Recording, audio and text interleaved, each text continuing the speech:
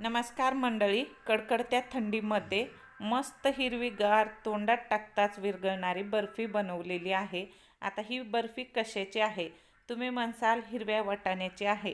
वाटाणा अजिबात नाही। चला तर जाणून घेऊया ही बर्फी कशाची बनवलेली आहे। आणि त्यामध्ये मस्त असे वरून तीळ टाकलेले आहेत, जे की शरीरासाठी पौष्टिक आहे।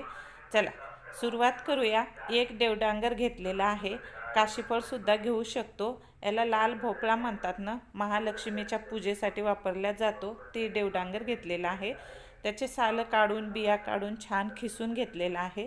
त्यानंतर कढईमध्ये 2 चमचे तूप घालून हे देवडांगराचा खीस जे आहे ना, छान असा परतून घ्यायचा आहे।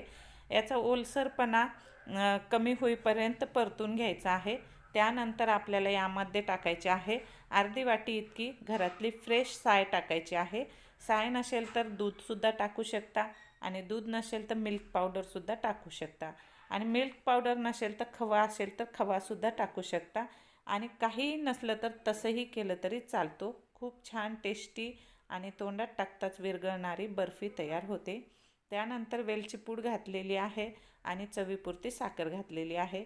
आता साखर घातल्याच्या नंतर छान असं शिजून घ्यायचे आहे।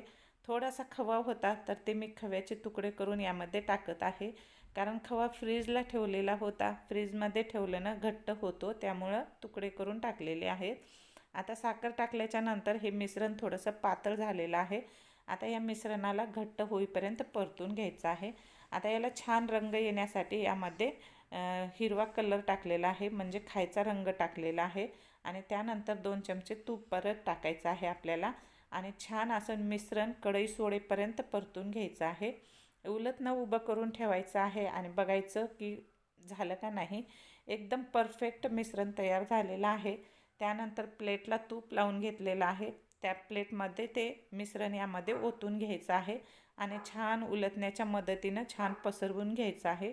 पाहू शकता मस्त हिरवंगार दिसत आहे। आता यावरून भाजलेले तीळ टाकायचे आहेत, म्हणजे छान असे पेरून घ्यायचे आहेत। एकदम छान दिसतो। आता तुम्हाला याच्यामध्ये ड्रायफ्रूट आवडत असेल तर ड्रायफ्रूटसुद्धा घालू शकता। खायला अप्रतिम लागते, नक्की एकदा करून बघा। देवडांगर काशीफळ आपल्या घरामध्ये जर आणलं ना, 1-1 2-2 वर्ष खराब होत नाही, जशास तसं राहतं। तर ही बर्फी आपण कोणत्याही ऋतूमध्ये कधीही करून खाऊ शकतो।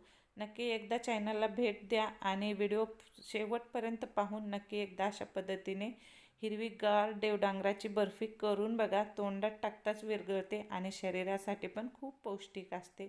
चला तर मग व्हिडिओ आवडला असेल तर व्हिडिओला लाईक करा, चॅनलला सबस्क्राईब करा, आणि बर्फी आवडली असेल तर नक्की शेअर पण करा। भेटूया पुन्हा अशाच साध्या सिंपल रेसिपीसोबत। तोपर्यंत take care, bye bye. Video पाहण्याबद्दल खूप खूप धन्यवाद।